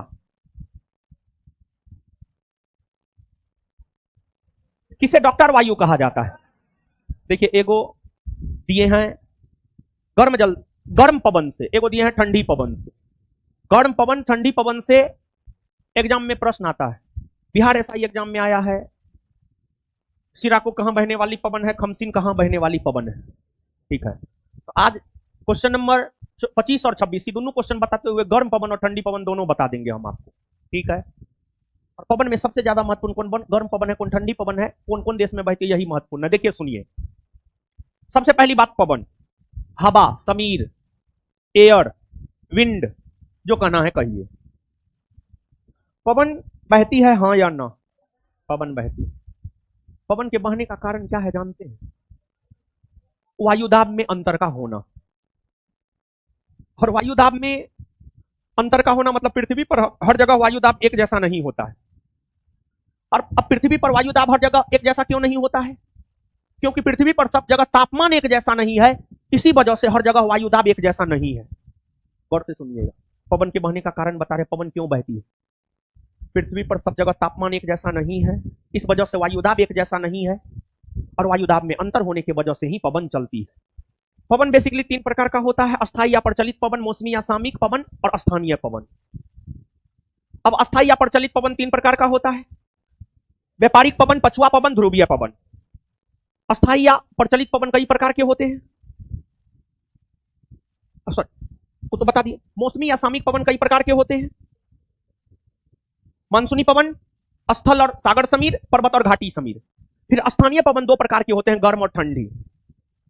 अब स्थानीय पवन में गर्म पवन, गर्म पवन सबसे पहले गर्म पवन, गर्म पवन। देखिए बाबू, तरीका क्या हो रहा है, हाँ सबसे पहले ये कनाडा है, ये यूएसए है, ये मेक्सिको है, अर्जेंटीना है, उरुग्वे है। इसके बाद ऑस्ट्रेलिया है, न्यूजीलैंड है, जापान है, भारत है। 1 मिनट में विश्व के सभी प्रमुख गर्म पवन के बारे में हम ध्यान से बता रहे हैं, ध्यान से सुनिए आप। चिनुक यूएसए और कनाडा में बहने वाली गर्म पवन है। चिनुक के बाद आपको आगे है लू, भारत और उत्तरी भारत और पाकिस्तान में बहने वाली गर्म पवन है लू। फिर आगे है सिराको, इटली में बहने वाली गर्म पवन है सिराको। खमसीन, मिस्र में बहने वाली गर्म पवन है खमसीन। गिबली, लिबिया, अफ्रीका महादेश के लिबिया देश में बहने वाली गर्म पवन है गिबली।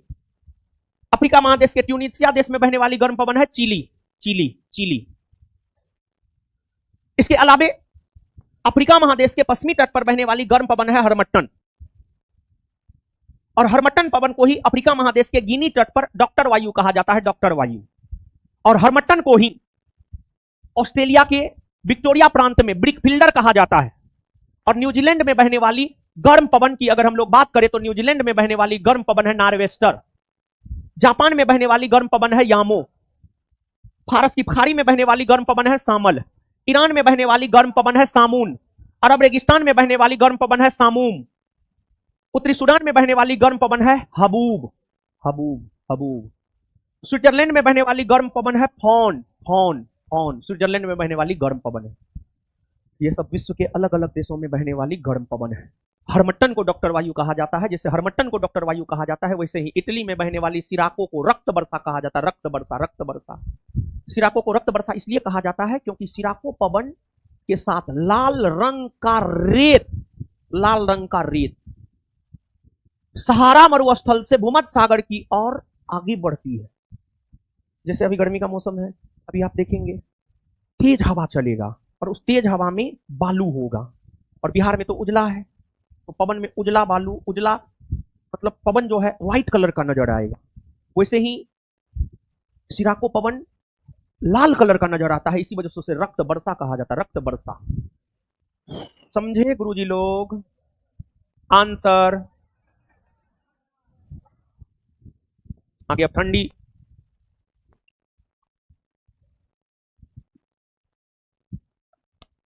ठंडी पवन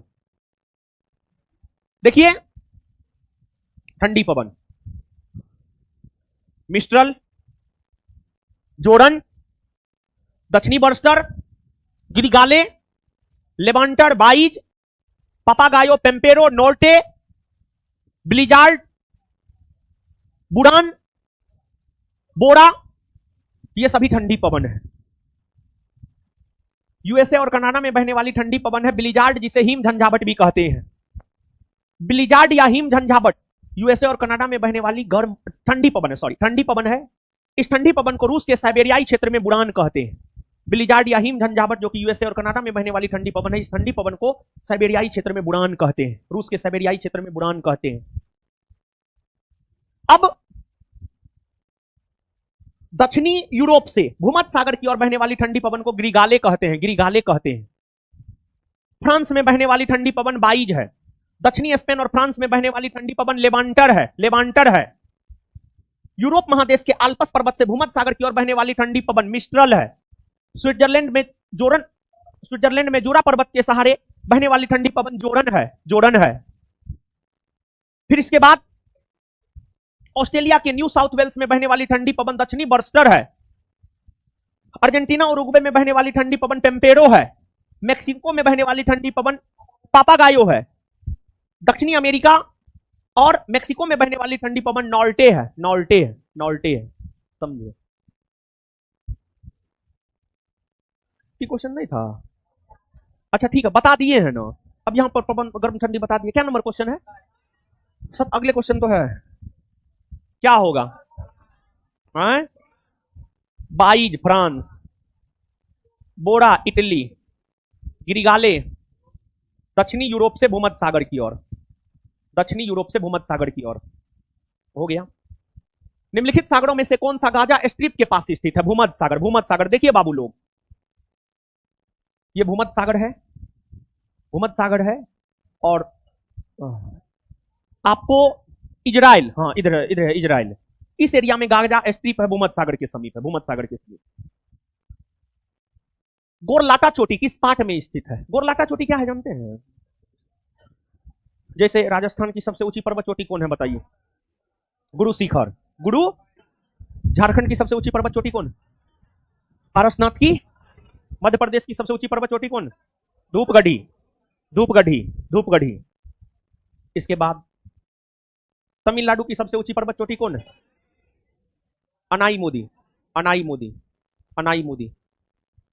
उसी प्रकार से जो है छत्तीसगढ़, छत्तीसगढ़ की सबसे ऊंची पर्वत चोटी है गोरलाटा चोटी, जिसकी ऊंचाई है 1225 मीटर। और यह गोरलाटा चोटी सामड़ी पाट, छत्तीसगढ़ के सामड़ी पाट जैसे भौगोलिक क्षेत्र में जो है गोरलाटा चोटी स्थित है, जो कि छत्तीसगढ़ की सबसे ऊंची पर्वत चोटी है। मेन पार्ट को छत्तीसगढ़ का शिमला कहा जाता है, मेन पार्ट को छत्तीसगढ़ का शिमला कहा जाता है। हिमाचल प्रदेश से होकर बहने वाली नदियां कौन सी है? देखिए ध्यान दीजिएगा, हिमाचल प्रदेश। ये मानचित्र पर नहीं क्लियर होगा, भारत का मानचित्र है जी का, यहां है। देखिए बाबू लोग, यहां पर हिमाचल प्रदेश है।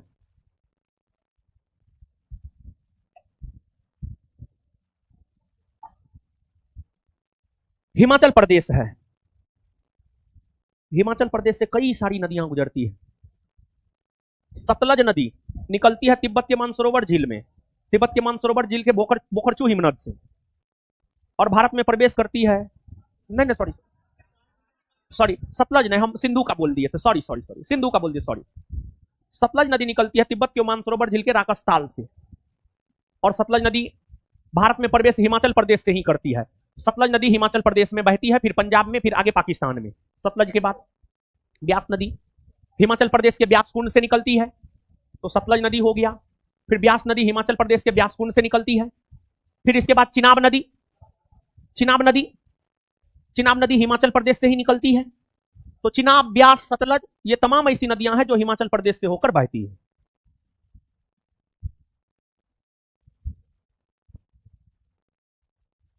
केवल ब्यास और चिनाब, केवल ब्यास और रावी, केवल चिनाब, रावी और सतलज, ब्यास, चिनाब, रावी, सतलज, यमुना। देखिए ब्यास होगा, चिनाब होगा, सतलज बता दिए, रावी और यमुना, तो ये दोनों नदी भी हिमाचल प्रदेश से बहती है। यमुना उत्तराखंड में निकलती है, हिमाचल प्रदेश में बहती है, फिर हरियाणा और फिर दिल्ली, समझे? तो आंसर डी होगा। कौन सा निम्नलिखित में से तत्वतः कौन सी एक हिमालयी वनस्पति की जाति नहीं है? महोगनी, महोगनी नहीं है। निम्नलिखित राज्यों में से किसके द्वारा अपना वन अपना धन योजना प्रारंभ की गई? हिमाचल प्रदेश।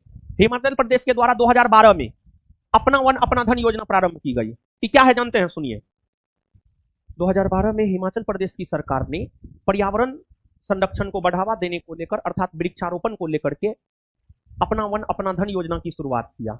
इस योजना के तहत किसानों को सरकार के द्वारा वृक्ष लगाने के लिए, सरकार के द्वारा वृक्ष उपलब्ध करवाया जाता था। यानी सरकार किसान को वृक्ष देता था कि आप जो है वृक्ष लगाइए और उस वृक्ष पर आप ही का अधिकार होगा। इसी वजह से इस योजना को कहा गया अपना वन अपना धन। उत्तराखंड में उगाया जाने वाला अनाज मंडुआ का निर्यात अधिकांशतः किस देश को किया जा रहा है? देखिए सुनिए, मरवा, मरवा, मरवा, वही मरवा, काला काला जो होता है, मरवा का रोटी, माछ, माछ और मरवा का रोटी, ठीक है। अरे तू लोग तो अमेरिका में पैदा हुआ, तू लोग कहाँ जानेगा? पोठी माछ, हाँ सही बोला, पोठी माछ कभी खाया है? मरवा का रोटी साग खाया है? नहीं खाया होगा तू सब। तू लोग अमेरिका के टेक्सास प्रांत का है। मरवा जानते हैं? मरवा रागी या मरुआ, जानते हैं ऐसे तो ये मोटा अनाज है, बड़ी लाभदायक है बच्चों के लिए, सिर्फ बच्चों के लिए ही नहीं बल्कि सभी के लिए लाभदायक है। जानते हैं उसी मरुआ का जापान कोई प्रोडक्ट बना देगा, ब्रिटेन कोई प्रोडक्ट बना देगा, अमेरिका कोई प्रोडक्ट बना देगा, फटाफट आप खाइएगा, चपाचप धराधर। पिज्जा जो बनता है उसमें मक्का का प्रयोग होता है। आपकी मां मक्का का रोटी बना के देखिएगा, मक्का की रोटी खाएंगे। हम पटना में पढ़ते हैं। तो मरुआ बड़ी लाभदायक होता है, बच्चों के लिए बहुत लाभदायक होता है। और आप लोग समझिए, आप लोग का जो बाल बच्चा होगा ना, उसको हल्का फल्का मरुआ का रोटी जरूर खिलाइएगा। मरुआ भारत में उत्पादित अच्छा खासा होता है और भारत सबसे ज्यादा मरुआ निर्यात जापान को करता है और जापान प्रोडक्ट बनाता है और जापान के बच्चों को मरुआ का रोटी खिलाया जाता है। इसी वजह से जापानी बच्चा टेक्नोलॉजी में बड़ी आगे होता है। ये तो ऐसे बोल दिए, ऐसे बोल दिए, लेकिन लाभदायक होता है स्वास्थ्य के लिए। जापान को ज्यादा निर्यात करता है। निम्नलिखित में से कौन सा से ड्रिप सिंचाई पद्धति के प्रयोग के लाभ है? ड्रिप सिंचाई, इसमें क्या होता है जानते हैं? ड्रिप सिंचाई का जन्मदाता देश इजराइल है। इसमें होता क्या है कि पानी जो है ना, पौधा के जड़ में बूंद बूंद टपकाया जाता है। इससे पानी की बर्बादी नहीं होती है, इससे मृदा अपरदन नहीं होता है, इससे मृदा अपरदन नहीं होता है और इससे खरपतवार में कमी आती है। सरपतवार ने खरपतवार, खरपतवार देखिए, पानी जब पूरा खेत में होगा तो खेत में खरपतवार उगता है। जैसे गेहूं लगाए, गेहूं में खरपतवार इसलिए उगता है पूरा खेत में पानी है, लेकिन जब गेहूं के पौधा के जड़ में पानी दीजिएगा तो फिर खेत में खरपतवार नहीं उगेगा। तो एक ये होता है, एक ये होता है, एक और तीन। भारत का लौह अयस्क भंडार निम्नलिखित में से किस सेल समूह से संबंधित है? लौह अयस्क, लौह अयस्क धात्विक खनिज हो गया, लौह अयस्क धात्विक खनिज हो गया और धात्विक खनिज के लिए प्रसिद्ध है ध से धात्विक, ध से धारवाड़ चट्टान, ध से धारवाड़, धारवाड़। कोयला के लिए प्रसिद्ध है गोंडवाना चट्टान और बिंद चट्टान जो है चूना पत्थर संगमरमर के लिए प्रसिद्ध है, चूना पत्थर और संगमरमर के लिए प्रसिद्ध है।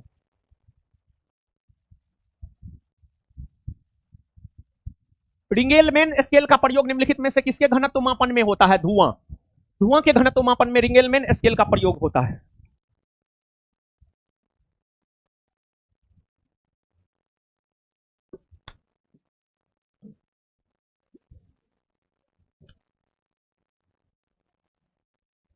आगे आइए। किस प्रधानमंत्री के कार्यकाल के दौरान भारत के संविधान में नवीं अनुसूची को पुनः स्थापित किया गया था? मतलब जोड़ा गया था। पुनः स्थापित मतलब इंट्रोड्यूस किया जाना, मतलब जोड़ा जाना। नवीं अनुसूची, प्रथम संविधान संशोधन। हम लोगों का संविधान जो है बनकर तैयार 26 नवंबर 1949 को हो गया था, लेकिन लागू 26 जनवरी 1950 को हुआ और हमारे संविधान में संशोधन 1951 ईस्वी से शुरू हो गया, जिसमें प्रथम संविधान संशोधन 1951 में हुआ। इसी संविधान संशोधन के तहत भूमि सुधार अर्थात जमींदारी प्रथा के उन्मूलन हेतु संविधान में नवीं अनुसूची शामिल किया गया। संविधान में नवीं अनुसूची शामिल किया गया और जब शामिल किया गया था तो उस समय हमारे देश के प्रधानमंत्री पंडित जवाहरलाल नेहरू हुआ करते थे। 1951 में नवीं अनुसूची शामिल हुआ और पंडित नेहरू एज ए प्रधानमंत्री रहे हैं 1947 से 1964। इसी बीच में 1951 आता है, आंसर पंडित जवाहरलाल नेहरू। पंडित नेहरू के बाद लाल बहादुर शास्त्री 1964 से 66। ये एक ऐसे प्रधानमंत्री है जिनका निधन विदेश में हुआ है। इन्हीं के समय 1965 में भारत पाक युद्ध हुआ है। देश की प्रथम महिला प्रधानमंत्री इंदिरा गांधी बनी है और एकमात्र महिला प्रधानमंत्री इंदिरा गांधी बनी है। मोरारजी देसाई देश के प्रथम, देश में सर्वाधिक उम्र का प्रधानमंत्री मोरारजी देसाई ने जी। अब प्रथम गैर कांग्रेसी प्रधानमंत्री भी मोरारजी देसाई। निम्नलिखित में से कौन सा भारत में भाषा के आधार पर बना पहला राज्य? भारत में भाषाई आधार पर गठित प्रथम राज्य है आंध्र प्रदेश। भाषाई आधार पर इसका गठन 1953 में हुआ था। तेलुगु भाषी लोगों के लिए आंध्र प्रदेश का गठन 1953 में हुआ और आगे चलकर 7वां संविधान संशोधन 1956 के तहत भारत में राज्यों का पुनर्गठन भाषाई आधार पर ही हुआ। व्यक्तिगत स्वतंत्रता के लिए उच्च न्यायालय निम्नलिखित में से किस रीट को जारी कर सकता है? बंदी प्रत्यक्षीकरण, बंदी प्रत्यक्षीकरण, बंदी प्रत्यक्षीकरण यानी अंग्रेजी में हेबियस कॉर्पस। बंदी प्रत्यक्षीकरण का शाब्दिक अर्थ होता है सशरीर प्रस्तुत करना। देखिए, जब पुलिस अधिकारी किसी व्यक्ति को गिरफ्तार करता है अवैध तरीका से, गलत तरीका से, तो उस स्थिति में न्यायालय, उच्च न्यायालय अनुच्छेद 226 के तहत रिट जारी करता है और कहता है कि आपने जिसे गिरफ्तार किया है उसे 24 घंटा के भीतर न्यायालय के समक्ष प्रस्तुत कीजिए, ताकि न्यायालय विचार विमर्श कर सके व्यक्ति दोषी है या निर्दोष। अगर दोषी है तो जेल जाएगा, निर्दोष है तो छोड़ दिया जाएगा। यह किसी खास व्यक्ति को लेकर जारी हो रहा है, व्यक्तिगत स्वतंत्रता वाली बात हो गई, बंदी प्रत्यक्षीकरण। राष्ट्रपति के चुनाव में कौन भाग नहीं लेते हैं, परंतु उपराष्ट्रपति के चुनाव में भाग लेते हैं। देखिए, राष्ट्रपति के चुनाव में लोकसभा राज्यसभा के निर्वाचित सदस्य भाग लेते हैं, लेकिन लोकसभा राज्यसभा के मनोनीत सदस्य भाग नहीं लेते हैं। परंतु उपराष्ट्रपति का जब चुनाव होता है तो लोकसभा और राज्यसभा के सभी सदस्य भाग लेते हैं, चाहे वह निर्वाचित हो या मनोनीत। यानी लोकसभा राज्यसभा के मनोनीत सदस्य राष्ट्रपति के चुनाव में भाग नहीं लेते हैं, लेकिन उपराष्ट्रपति के चुनाव में भाग लेते हैं। आंसर हो जाएगा मनोनीत सदस्य। उदारीकरण, निजीकरण और भूमंडलीकरण की नई आर्थिक नीति घोषित की गई थी।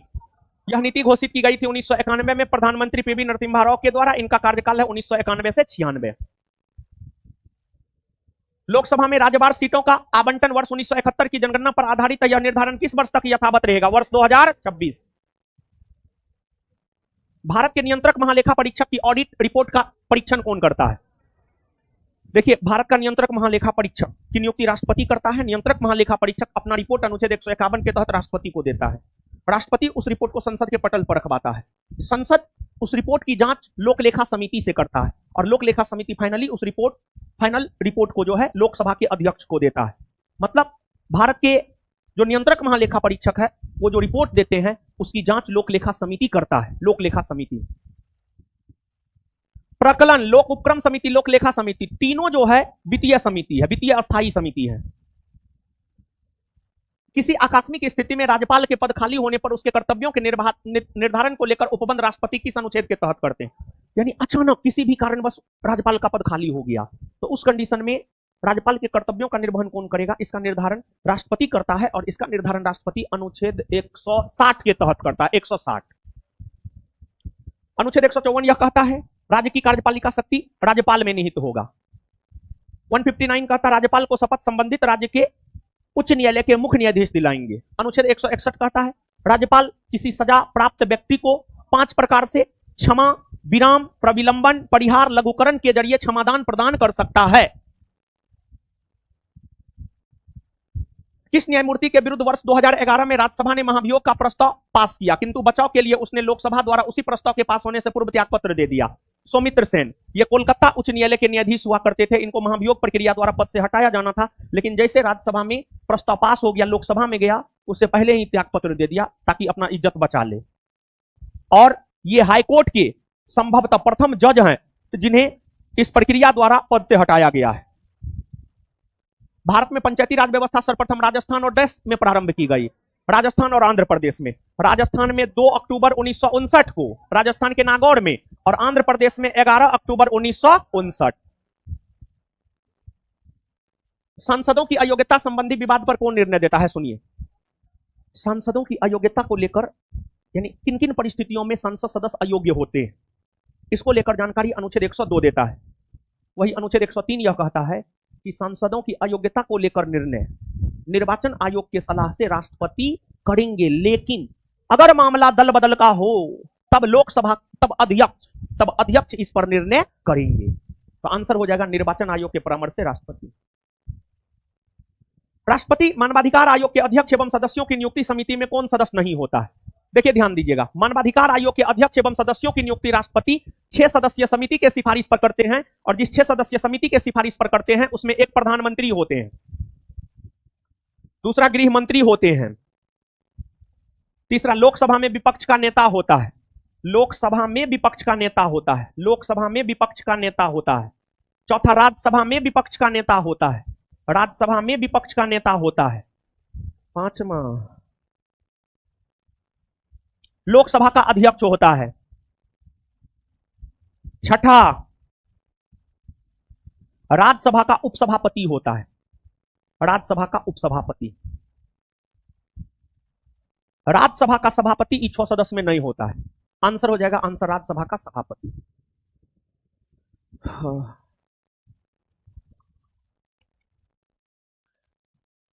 लिख लिए। केंद्रीय सूचना आयोग की स्थापना किस वर्ष हुई? सूचना का अधिकार अधिनियम 2005 में पारित हुआ और सूचना का अधिकार अधिनियम 2005 के तहत ही वर्ष 2005 में ही केंद्रीय सूचना आयोग का गठन हुआ है। भारत की ध्वज संहिता 2002 के अनुसार भारत के राष्ट्रीय ध्वज के बारे में निम्नलिखित कथनों पर विचार कीजिए। कथन है, भारत के राष्ट्रीय ध्वज का मानक का माप इतना है गलत। ध्वज की लंबाई से ऊंचाई का अनुपात 3:2 है, सही है। एक गलत है किंतु 2 सही। डॉक्टर्स विदाउट बॉर्डर्स जो प्राय समाचारों में आया, देखिए सुनिए, ये मेडिकल जगत से संबंधित संगठन है। ये आपदा वाली स्थिति में, आकस्मिक स्थिति में लोगों को मेडिकल की सुविधा प्रदान करता है और यह एक गैर सरकारी अंतरराष्ट्रीय संगठन है। इस संगठन की स्थापना 1971 में हुई है और इसका मुख्यालय जेनेवा में है। तो यह एक गैर सरकारी अंतरराष्ट्रीय संगठन है, विपदा की स्थिति में मानवों को मेडिकल की सुविधा उपलब्ध करवाता है। धन्यवाद सभी लोगों का। मिलते हैं अगले क्लास में। पहले हमको निकलने दीजिए, तब आप लोग निकलिएगा। लड़की लोग इधर से निकल जाइएगा, लड़का लोग उधर से। लड़की के बीच में कोई लड़का मत आइएगा।